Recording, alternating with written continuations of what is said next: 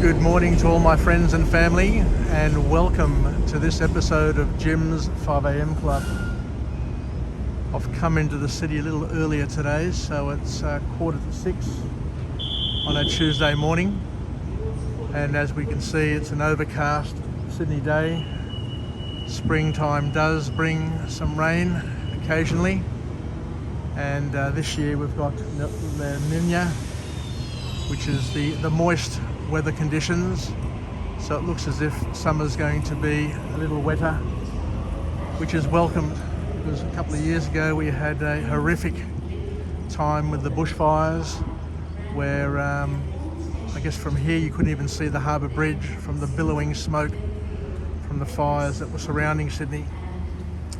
Anyway, let's have a bit of a chat today. I've got another beautiful book summary to go through and see where it leads us. It'll take us on a journey of growth and development and learning, where we can add some skills, some life hacks to our inventory of skills. So the book that I'm going to go through this morning is entitled Fail Fast, Fail Often, by an author known as Ryan Babineaux. So the author kicks off the book with an interesting quote to once again get us thinking in a particular way and to highlight some key learnings. And what he basically says, and I like this, I really enjoy this learning, is that if you pay attention to your life at all, the things that you are passionate about won't leave you alone. They are ideas, hopes and possibilities our minds naturally gravitate to. So it just goes to show that each person, each and every one of us, have certain passions, have certain things that we just can't escape, be it our calling. I don't know how to describe it, but there are some things that just keep on irritating us, keep on getting us thinking about certain things, so that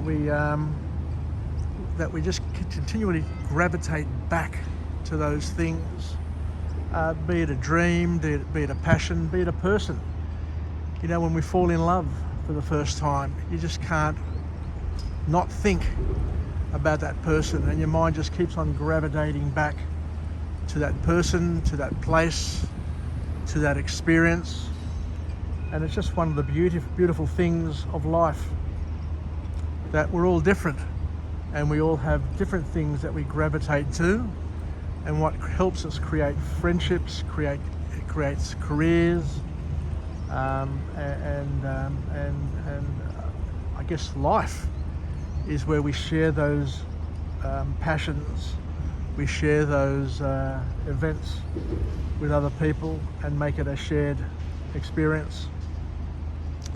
But the author then goes on to tell us that we need to learn a few things in life, and some of those things are that we need to learn to acknowledge, accept and embrace failure in our life, because failure is a natural part of life, and the sooner we learn how to embrace it and to accept it, then the more relieved we are going to be, and the more liberated we're going to be, and the more we're going to enjoy the journey rather than to fear it with trepidation. The author goes on to talk about comfort zone, and like many authors, he says that everything you want, everything you desire, everything you thirst for sits outside your comfort zone. This is a powerful statement. So everything we need in life is there, but it's just outside our comfort zone, which makes it difficult for most people, because most people want to stay comfortable. Most people enjoy being comfortable, being safe, and very few are willing to risk that comfort in order to achieve a better outcome, a better tomorrow. So the author has a call to action, and that call to action is that we need to embrace uncertainty and to include a healthy dose of risk into our everyday life, because it's only through embracing uncertainty and taking risk that we will expand, grow, develop, and become the person that we want to be in order to enjoy the life that we want to take and we want to have.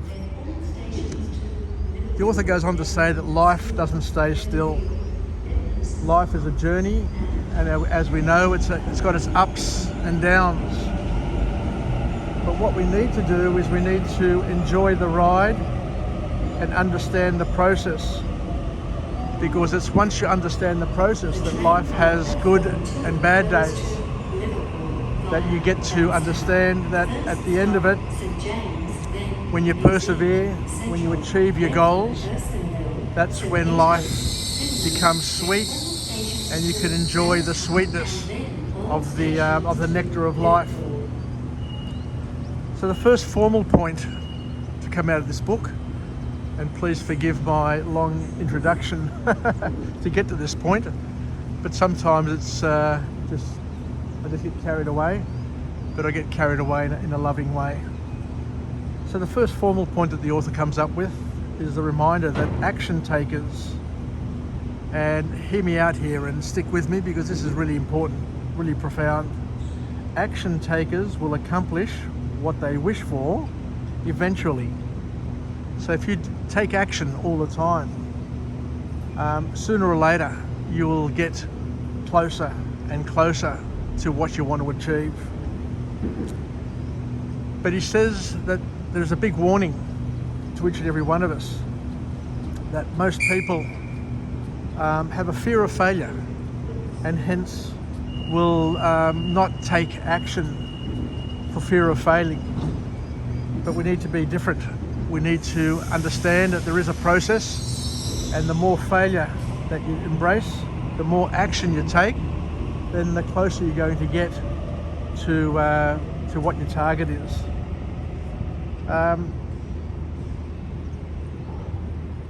He goes on to say that we shouldn't spend too much time over planning and over preparing for success. You know, preparing really meticulously takes its toll, and if you prepare too much, then you waste valuable time. You're better off just moving. You're better off just surfing and paddling out and looking for those waves, and when those waves come, to paddle as hard as you can to get on, and then surf that wave for as long as you can and exit at the right time where possible. Because he says that success comes by continuing to move, because the journey of life along the way will have its windows and doors, but those windows and doors are only available to those who are moving, who are progressing. If you're stagnant, if you're still, then you won't get to the point where you can learn along the way and achieve the outcomes through the action. The author then goes on to say that failing throughout your life can be a gift,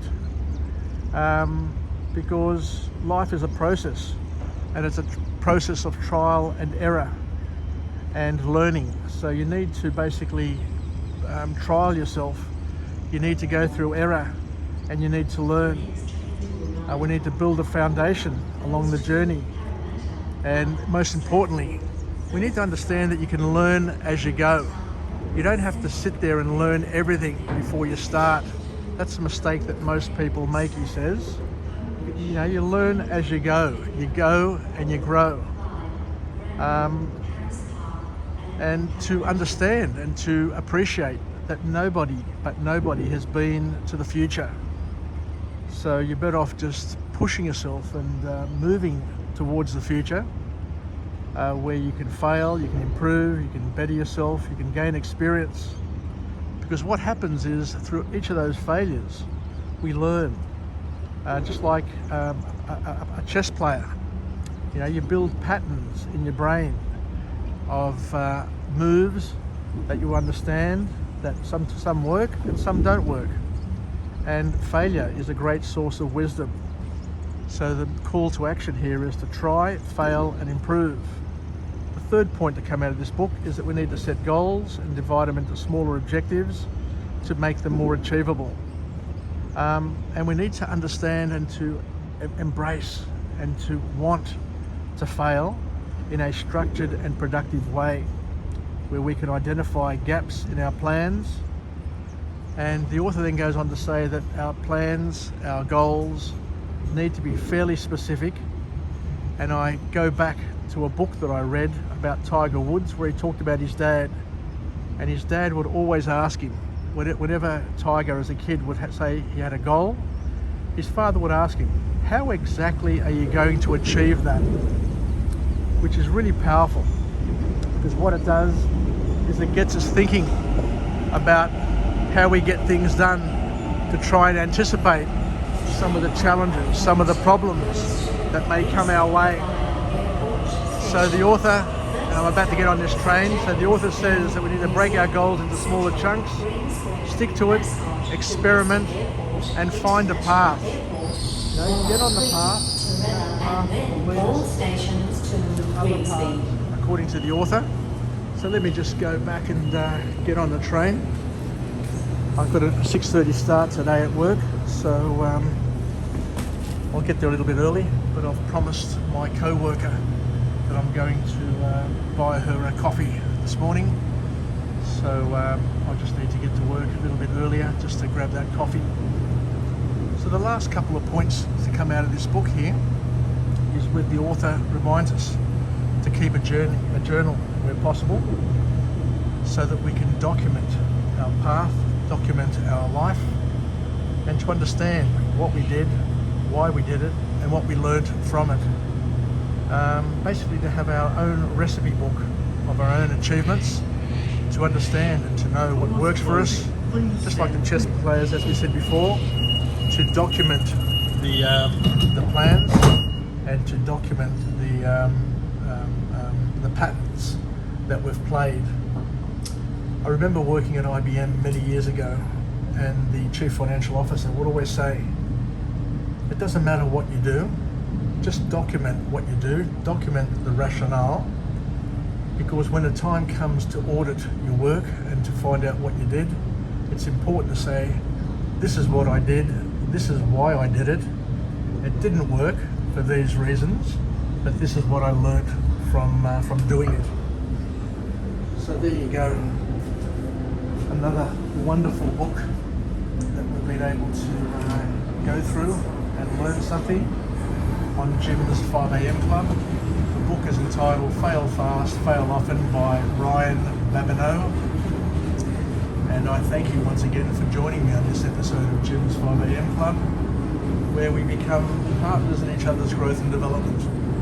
We embark on a journey of life hacks that we can access through OPE, other people's experiences, through taking book summaries, presenting them, highlighting and showcasing the beauties of the environment around us, as well as overlaying it with messages of empowerment and learning. So I look forward to coming to you again from a different place, a different location, where we can pick up something new, which may help us get through the day, get through the moment, get through our lives. Thank you very much once again for joining me, and we'll chat again shortly. Yassas, and have a great Tuesday, even though it's overcast. It looks like it'll clear up, but we'll see where it goes and where it takes us. Yassas, bye for now.